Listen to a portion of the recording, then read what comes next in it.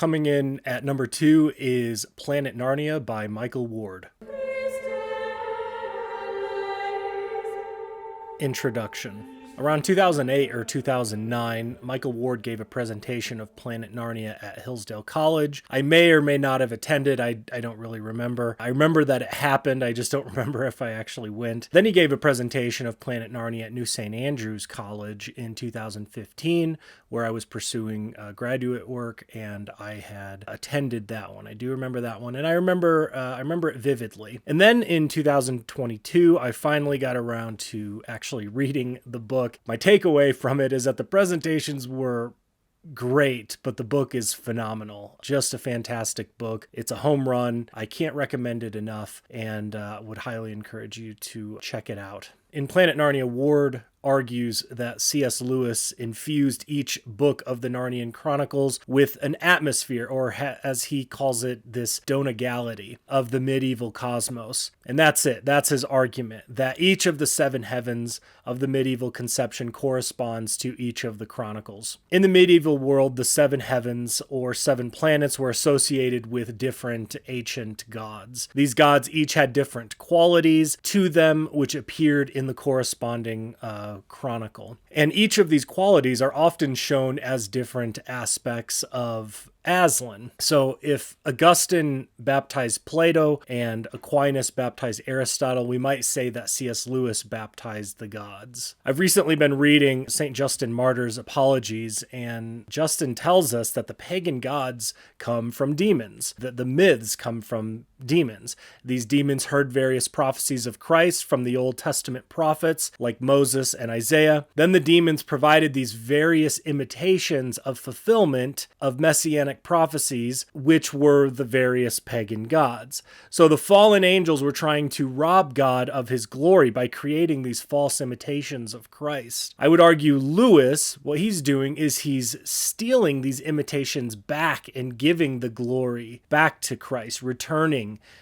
that glory to Christ. If the demons were trying to lead people away from Christ with these myths, Lewis is trying to lead people to Christ with these myths. Planet Narnia is remarkable for many reasons, but one of those is that nobody saw that Lewis was doing this. Nobody noticed that he was doing it. Yet Michael Ward, I think, makes a very compelling case that this is precisely what Lewis was doing. He gives us a mountain of evidence to demonstrate that this was intentional on Lewis's part. Ward does this by giving us evidence from Lewis's other works. He begins each chapter by going through poetry, other essays, sermons, letters, and then going through even things from the Ransom trilogy, which is, it's worth reading for that as well, because these themes are in the Ransom trilogy, or the Space trilogy as well. And then he goes and he explains the poema and the logos of each of these in the Narnian series. So for example, in Lewis's essay on alliterative meter, he says,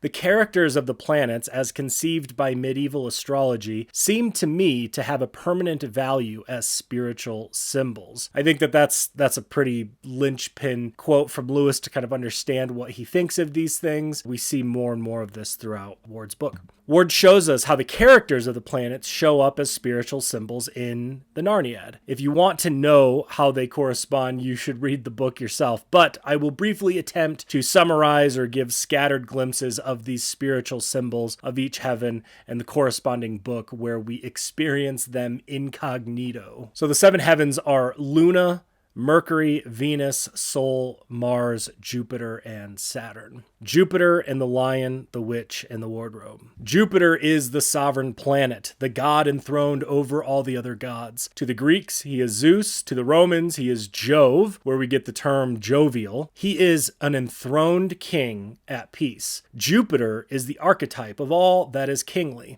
as Lewis says in his book, The Discarded Image. But we must think of a king at peace, enthroned, taking his leisure, serene. The jovial character is cheerful, festive, yet temperate.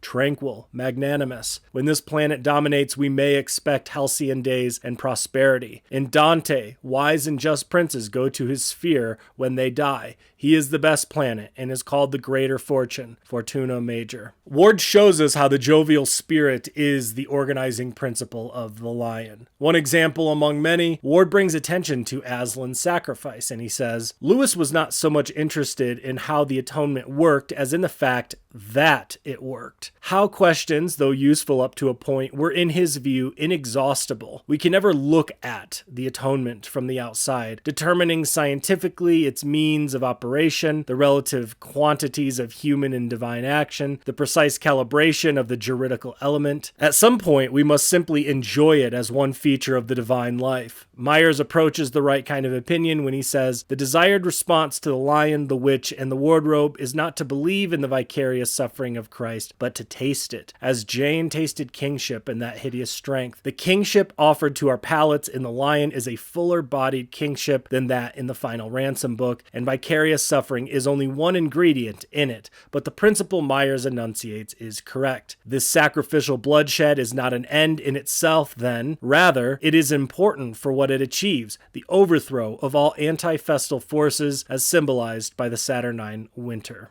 Ward again. Jovial symbolism is simply appropriated and put to work as Christian symbolism. In this respect, Lewis is ingeniously reversing the normal patterns of his medieval and Renaissance sources. In Spencer, as in Milton and many others, Jove is often Jehovah incognito. In The Lion, the divine figure is Jove incognito. One quick point on this reading, it makes sense of things like seeing Father Christmas show up. It isn't random like some people think. It's intentional to Lewis's jovial tableau. Mars and Prince Caspian. Mars is the god of war. To the Greeks, he is Ares, the son of Zeus and Hera, or to the Romans, the son of Jupiter and Juno. In his poem, The Planets, Lewis describes the god of war as necessity's son. Taken aright, Mars strengthens noble warriors and gives resolve to the martyr. In Out of the Silent Planet, Lewis calls Mars Malacandra. Ransom observes the warlike nature of the preparations of the Hanakra hunt, and it speaks to something long sleeping in his blood. In the Narniad, Mars corresponds to Prince Caspian. Lewis had his eye on creating a martial atmosphere, and indeed the very word martial appears twice in Prince Caspian, the only one of the 7 chronicles in which it occurs at all. Reepicheep is described as a martial mouse, and Miraz frets over his martial policy. In something of a martial pun, marshals are appointed to oversee the list. The martial temperament is one of sturdy hardiness, according to the discarded image, and the martial visage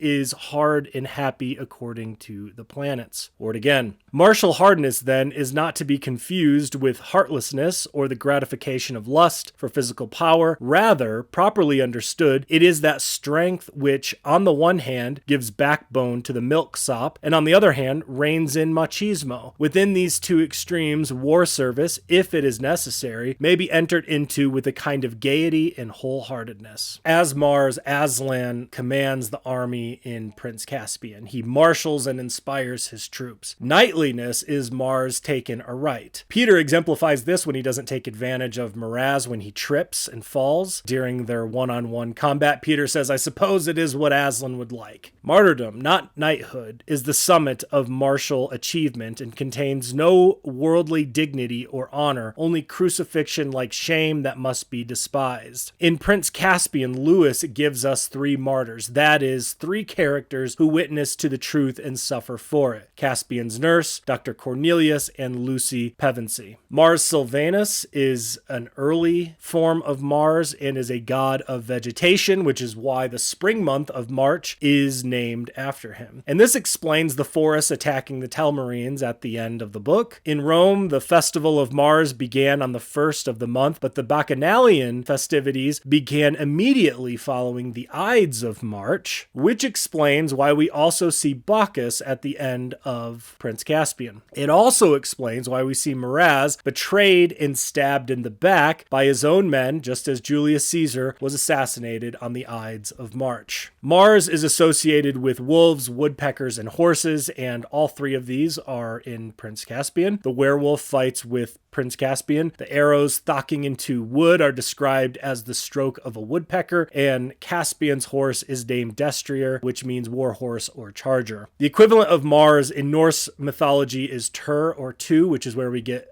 Tuesday from. Tyr protects the community by binding a wolf, and he has his hand bitten off in the process. Caspian is bit by the werewolf in his skirmish. Lewis says elsewhere that lycanthropy is possible with knights who don't rein in their inner animal within chivalry. The Turkish form of Mars means torch, and we see the appearance of torches in Prince Caspian. The children try to make torches and they fail, but then Edmund luckily has his electric torch with him, which is his flashlight. Sol and the Voyage of the Dawn Treader. Sol Invictus, the unconquered sun, or to the Greeks, Apollo. Sol is the god of the sun. Sol is particularly associated with gold, the most noble of metals. These and many other characteristics are found in the Voyage. After our Narnian voyagers discover the pool that turns everything to gold, they all witness Aslan in the distance. They see him in the distance. We read, "Across the gray hillside above them, gray, for the heather was not in bloom, without noise and without looking at them, and shining as if he were in bright sunlight, though the sun had in fact gone in, passed with slow pace the hugest lion that human eyes have ever seen. In describing the scene, Lucy said afterwards, he was the size of an elephant, though at another time she only said the size of a cart horse. But it was not the size that mattered. Nobody dared to ask what it was. They knew it was Aslan." Ward says of this passage, Lewis's primary concern is not with the literal sun. The sun had in fact gone in. He is concerned with the one of whom the sun is an image, the golden lion. Nobody dared to ask what it was. They knew it was Aslan, an echo of John 21:12. None of the disciples dared ask of him, "Who are you?" Ward talks about the gray heather signifying the cursedness of the island, and also an allusion to the hoard of Spencer's mammon, which is gray and which is set out in the sun to make it gold. Ward gives a great compliment here. He says, "This episode is an example of Lewis's skill in blending romance, medieval astrology, literary and biblical allusion, and his own suppositional allegory. The powers of coordination and translation required to achieve such a sophisticated, imaginative mix without overwhelming the narrative, indeed without making the narrative seem anything other than entirely natural and consistent, should not be underestimated." Amen. What Lewis is doing here is simply remarkable. In the Greek form, Apollo was famously known for killing dragons. Apollo Ceractonus. Apollo the lizard slayer. Sora is the Greek for lizard, serpent, worm, or dragon. Tolkien names his chief villain in The Lord of the Rings Sauron. In the Voyage of the Dawn Treader, there are 4 slain dragons. Lewis is enlisting Sol as Apollo Ceractonus here. The first dragon is seen in chapter 6. It's old and it's dying, and the Narnian voyagers witness its death. Lewis makes mention of the sun beating down and then leaving. Ward argues that this is redolent of a story found in the hymn of Apollo. The second dragon is Eustace, who is transformed into a dragon because of his sin, and he is defeated by submitting to Aslan, Apollo Ceractonus, Sol Incognito. The third dragon is the sea serpent, which tries to crush the ship, and the fourth dragon is the Dawn Treader itself, with its stern in the shape of a dragon's tail, its bowsprit a dragon's head, and the sides dragon's wings. The ship itself is a symbol of Prince Caspian's own avariciousness. All dragons collect gold, says Edmund, in connection to the dragon that is Eustace. The dragon-shaped ship, which was built by Prince Caspian, has his own quarters decorated in crimson dragons. Caspian is a noble and heroic person, but he's not immune to the worst kinds of motivations. Caspian is intent on taking over Aslan's country, and Aslan as Sol intervenes and burns away the dross of Caspian's ignoble ambitions. Aslan appears 7 times in the Voyage, and each time he becomes more solar. Aslan appears in the beam of light as a cross, plane, kit, then a bird. There's a lot there that Ward doesn't even go into fully, but there's a lot of interesting things there. Notice the association with light. And finally, at the end, we have another Johannine aspect when Edmund asks Aslan, "Are you there in our world too, sir?" To which Aslan replies, "I am." Which, of course, is a dual reference to the Tetragrammaton, and then also to Christ's statement that he is, or I am the light of the world. So the solar donegality is everywhere in the Voyage. Luna in the silver chair. Luna is the moon goddess. She is known by several names to the Greeks, such as Selene, Artemis, and Cynthia. Since she is only permitted to rule the night, she is known as being envious of soul. And this we see in the Moon Witch of the underworld, who hates the realm of the day. She hates Narnia and diminishes the bigness of Aslan and the sun and things like this. Ord points out that the Moon Witch makes arguments like Feuerbach and Marx and Freud, that their conception of the sun when they were underground is just an extrapolation of things that they see underground, like that their imaginations of a lion are really based on a cat, their imaginations of the sun are really based on the lamp. He's poking fun of Feuerbach and kind of liberal theology, which says that God is a projection of our own imaginations. Ward says the Moon Witch will acknowledge no solar supremacy. Her light must be uncreaturely, self-sustaining, not derived or dependent. But the moon, as Lewis put it in an early poem, is a stone that catches the sun's beam. And this is the correct way of understanding things according to the divinely ordained chain of being. In Lewis's poem, The Planets, he describes Luna as melancholy and pale, and when the children are descending into the underworld, Lewis uses these terms, particularly pale, all over the place. Aslan's instructions to Jill are almost certainly an allusion to the Old Testament Shema. In the silver chair we read, "Remember, remember, remember the signs. Say them to yourself when you wake in the morning and when you lie down at night and when you wake in the middle of the night. And whatever strange things may happen to you, let nothing turn your mind from following the signs." I don't think Ward comments much on this, but as Lewis had noted that the sun or that the moon is a rock which catches the sun's light, so too the Old Testament is derivative in a sense. It's the shadow. Hebrews talks about these things being a shadow. The Old Testament is derivative. It's like the moon, and then Christ coming, or the New Testament, is like the sun itself. Jesus is called the rising sun or the day spring, and so I think we can see something of that in here as well. Mercury and the horse and his boy. Mercury is a rapid god. Mercury orbits the sun every 88 days. He is known as Hermes to the Greeks and Woden to the Norsemen. Because he is fast, he is known as the messenger of the gods, and because he is a messenger, Lewis calls him the Lord of Language in his poem on the planets. He is associated with Quicksilver, another name for Mercury. When Mercury is in a dish, it rolls around, dividing up into droplets, and then it quickly recombines back together. It is mercurial. This dividing up and coming back together is seen in the horse and his boy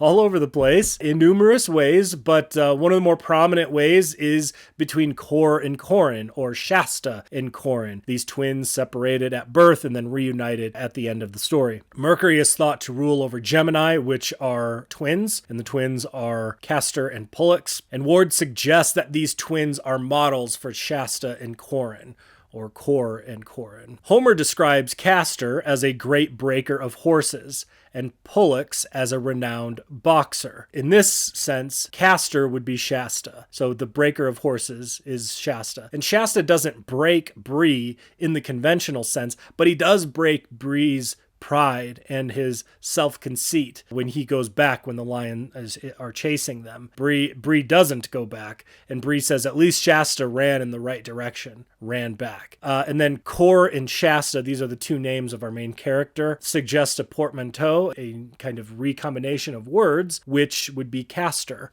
which is the model which Ward suggests Lewis is modeling Shasta after. And then Corin would correspond to Pollux, and Pollux is a boxer, and Corin floors a boy who insults Queen Susan, then the boy's brother, and then the first boy again. He threatens to knock down Thornbutt before the Battle of Arnvard, and then he demands to box Rabadash. There are several other types of twins or pairings throughout the book. There's two armies, there's two girls, two hands, two horses, etc. This pairing or these twos are everywhere. In the beginning of the book, we have a mercurial chase. Shasta is united to Bree, Erebus is united to Hwin. They are driven close to each other by the roaring lions. Bree veers right, Hwin veers left, then they are forced back together side by side. In Tashba'an, they separate. Shasta goes with the Narnians, and Aravis goes with La Saraline. And then the horses are with the stable hand. Shasta, we see he runs ahead at the hermit's house alone, but returns there later. And so we have kind of division and reunification happening with all these characters. And then Shasta has to deliver this very important message about the opposing army to the king of Archenland, and Mercury is the messenger of the gods. So we have that imagery there. Aslan, like Mercury, is swift of foot, and throughout the story we encounter many different lions and even a cat,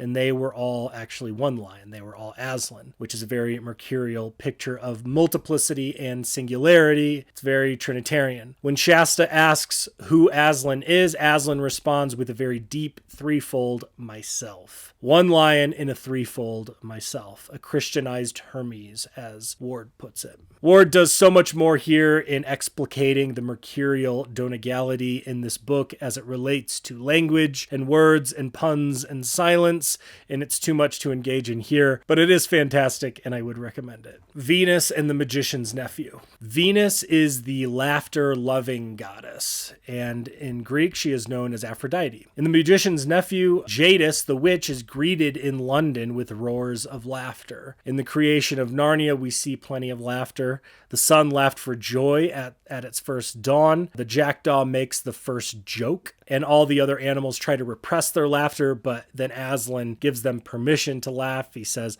"Laugh and fear not, creatures.